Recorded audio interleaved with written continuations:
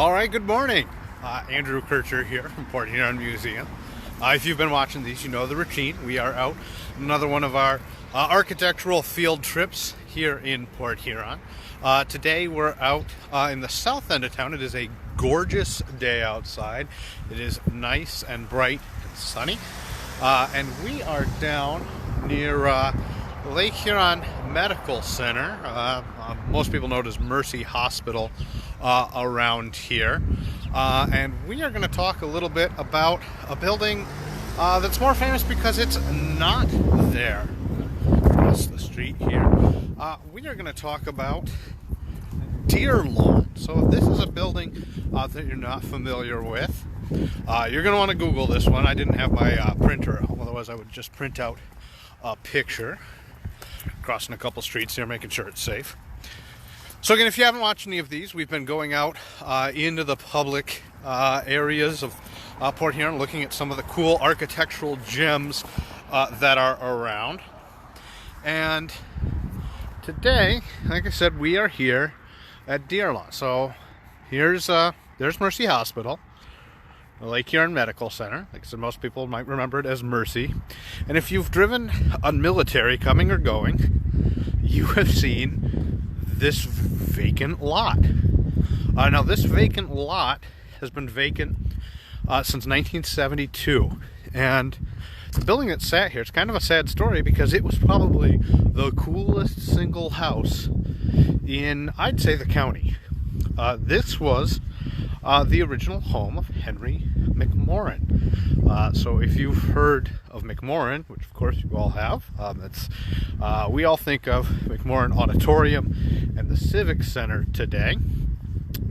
But if you had lived in Port Huron 100 years ago, somebody said McMorran, you would think of the captain of industry, Henry Gordon McMorran, who had been living in Port Huron since kind of the middle of the 19th century, and he just referred to himself as a capitalist, and that's definitely what his job was.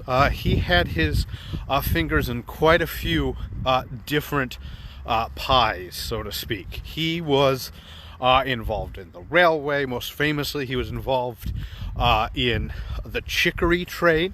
So if you ever heard of the Chicory building, there was a fire there a couple of years ago. Chicory is grown in the thumb. We're kind of the epicenter for chicory, and chicory could be used as a coffee substitute. So anytime you watch one of those World War II movies and the GIs like take a sip of coffee and kind of grimace and they're like, oh, I wish we had the real stuff, they're probably drinking chicory. And that was one of the thumbs area's big contributions to World War II, among many other things. So you can see there are a few pieces of actual remnants left.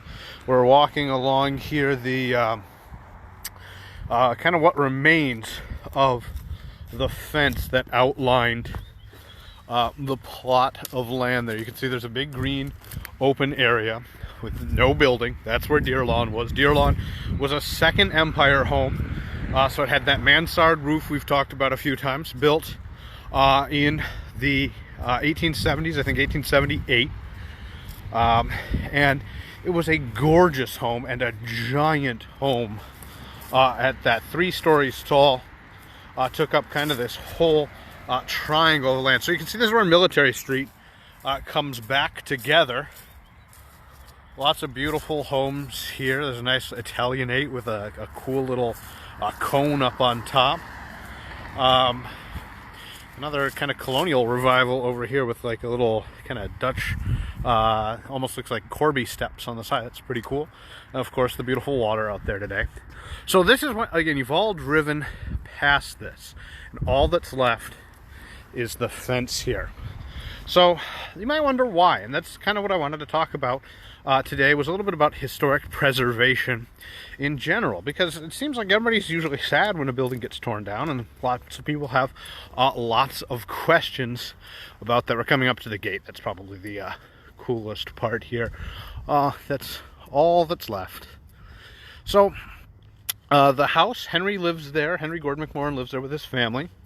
His daughter marries a guy named Andrew Murphy, who came to the area, became wealthy on his own through the brick trade. These are a lot of his bricks. And they continue living here. She dies in the early 60s, like 1960, 61, something like that, right around the time they are building and dedicating McMorran. And Andrew Murphy dies in 1966, 67. When he dies, the home that was right here through these gates was donated. Now, Andrew Murphy was a huge philanthropist. He had wound up with all of this money, not only from his own fortune, but from the McMorran's fortune as well. He was a major philanthropist, and he winds up donating all of that to the hospital, the Sisters of Mercy at the time. And the idea was this giant mansion that was here was going to serve as maybe housing for some of the nurses. It was going to serve as maybe a place for visitors, kind of like the Hunter Hospitality House does today. They're pretty cool. If you don't know them, look that up. So it's a great question. You ask about the fireplace at the museum. So I'll talk about that in just a second. A ton of people thought that we had the fireplace and all of the wood that was on the second floor of the museum was from the McMorran house, Deerlawn here. It wasn't. It was from a mansion in St. Clair. But we had a lot of other household items from the McMorrans, and still do at the museum, because they were world travelers. They were wealthy beyond imagination. They went on trips all around the world, especially during like the Great Depression. Nobody else had any money. They had piles of it, so they were going around the world and taking all these great pictures of their trips. So again, it's the 1960s. Andrew Murphy has died. The house has been left to the Sisters of Mercy. Now, in the 1960s, I think maybe we'll just walk a little bit. There's not as much interesting to see about an empty field while we talk. In the 1960s, this is the time where these Victorian homes, as much as I hate the phrase, but these homes from the 19th century, these Queen Anne homes, things from the 1870s, they're about 100 years old. They're kind of at the bottom of their interest. Just like today, a lot of people might think like, oh, I got a house from the 70s. It's kind of gross. You know, that's just old enough not to be old enough to be interesting, but old enough that you kind of like want a new place. That's how a lot of people felt in the 1960s about these Victorian era homes. So there wasn't as much interest in keeping them around. They were really starting to get run down. Here we've got a nice kind of Tudor revival inspired work here, and a nice Queen Anne with a tower, because it goes all the way to the ground. So there was, you know, a little bit of concern. People realized that Henry McMorran had played a huge part and role in the history of the city, in its development. I mean, he was responsible partly for the first electric company. He was responsible for increasing rail activity in the area. Just had his, like I said, his thumbs in a lot of different pies. And they realized the significance of his home. But it belonged to the Sisters of Mercy. They held on to it. They didn't really keep it up. It was very expensive, as you might imagine. A home like this requires a lot of upkeep.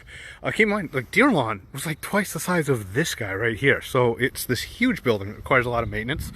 And they kind of said that like neighborhood children were getting into the house. And basically tore it down in the middle of the night. People were very upset about this in 1972. From what I understand, from some of what I've been told and what I've read from people who maybe remember it or experienced it firsthand, they had kind of a flash estate sale the day or two beforehand. Anything they couldn't sell, they put in the basement and kind of bulldozed the entire thing in, much to everyone's kind of horror. It was kind of too late to do anything about it. And that is the problem with historic preservation. Here's a nice Queen Anne house as well. A lot of people think that buildings, just because it's old, might be protected, but buildings don't have anywhere near as many protections as you might think. There are a number of ways that you can protect a building. This one's got a lot of use of cobblestone here on the bottom. It's kind of a popular building material. You see that a lot in New England, but also here. It's kind of a popular style because a lot of people came from New England here to Port Huron. This one's got kind of some arts and crafts type looking features, which kind of simplistic, but it's pretty in its own way for sure.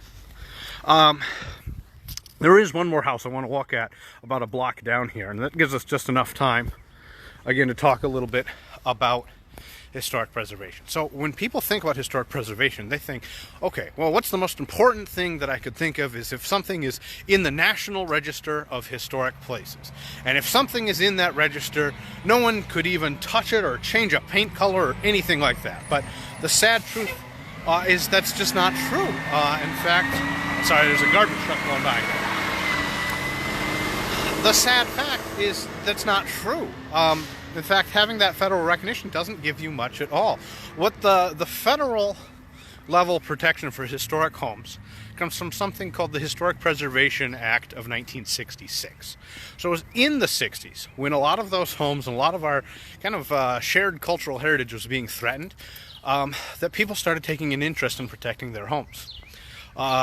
Again, in the here, there's some more cool ones over here. There are some in the late 60s, as we moved towards the country's bicentennial, people became very interested in history again, and so you start to see some of these laws passed at the state, of course, the federal level. So this Historic Preservation Act of 1966, basically the protection it offered, it said that if a historic home was going to be, or a historic site, not even just a home, was going to be threatened by something that used federal spending, it would have to have what's called a Section 106 review. Here's some more of that cobblestone we were talking about. A lot of these homes were built in the 1920s, and this was kind of the top tier of home in the Port Huron area at that time. People realized how beautiful it was to live along the water. Built these nice high windows to be able to look out at the river. Now, I mentioned that so these laws are passed. So the Section 106 review. So it basically means, let's take the classic example. The federal government wants to build a highway and your historic home's in the way. You might be able to say, hey, wait, I think my home is pretty important because it's historic. There was a major important player living there. It should have a review because you're going to use federal money. And this could be anything, anything that federal money might touch. So you've got a lot of options when it comes to that. What they might do is send in somebody who's got a background in historic architecture or a local historian. They might write up a report. That's basically all that's required. Now, the Historic Preservation Act certainly recommends historic preservation, but doesn't always require it. So a review board might look at it and say, well, yeah, we think that that's a pretty cool old building, but we think the highway is a lot more important. No protection at all. Same kind of thing happens with state level markers. You know, people see those state historic markers outside their home or a historic building and think, well, the state must protect that building because it's got one of those handy dandy green markers in front of it. But that is also not the case. Really, that green marker is just a green marker. All of your protection is going to come from the local level. Here, this building has some really cool examples of bungalow. These battered columns here, that means they slope in like that. That is really typical of a bungalow. I really like the kind of triangular dormers. They match what's on the garage back there. Kind of an interesting way to let in some light. So it's a very neat design. Here we have another one of those kind of Tudor revival looking style arts and certainly arts and crafts. That shingle front and the round little dome there to let you inside.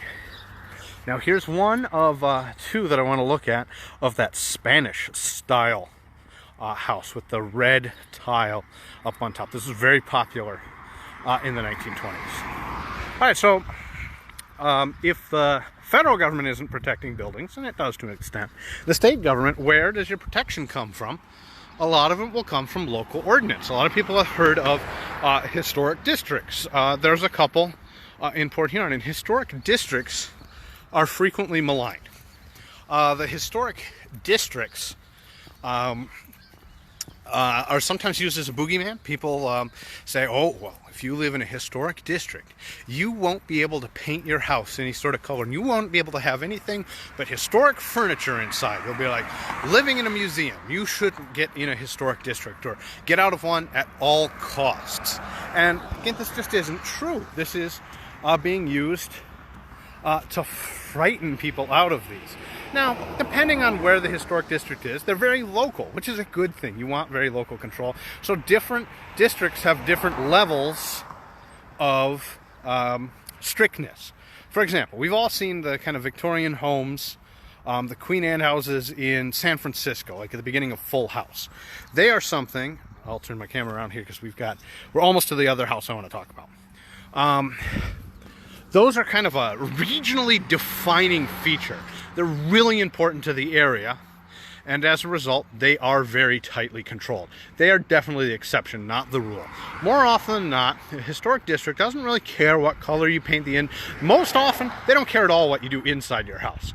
They're really concerned about the front facade, what faces the street, and keeping the historic features that help define it there. They don't want you, for example, putting up like vinyl siding over, original clapboard, because it would look kind of ugly.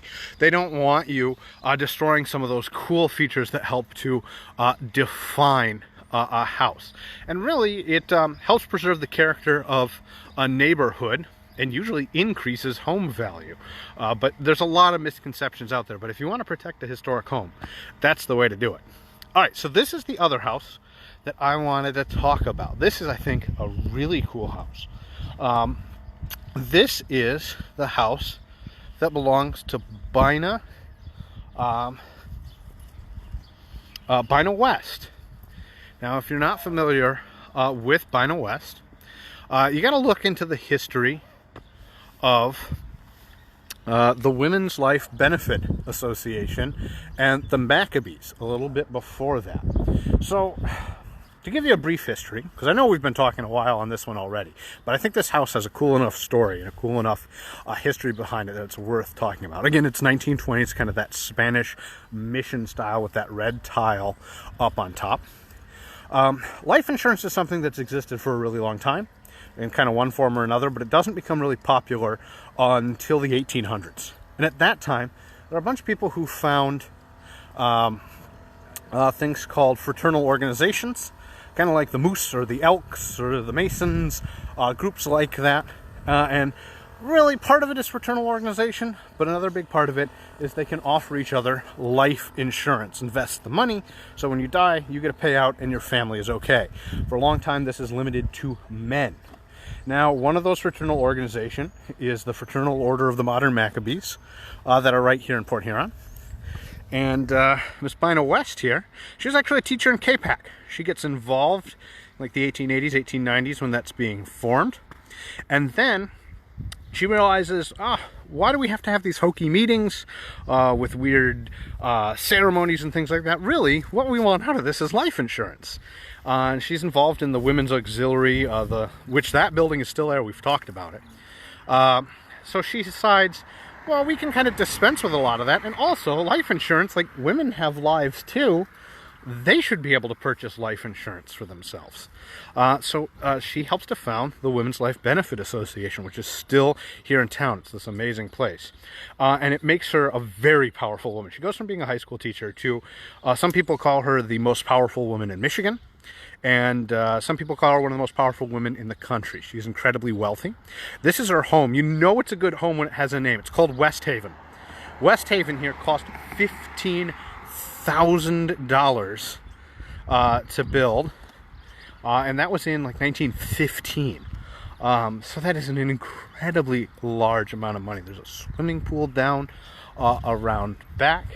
But it's one of those homes that I think a ton of people drive past and have no idea some of the famous people who lived there or its historic significance. So that building's a little over 100 years old, and I think it's really neat. And that's kind of been the theme a lot of these buildings we've come to take a look at.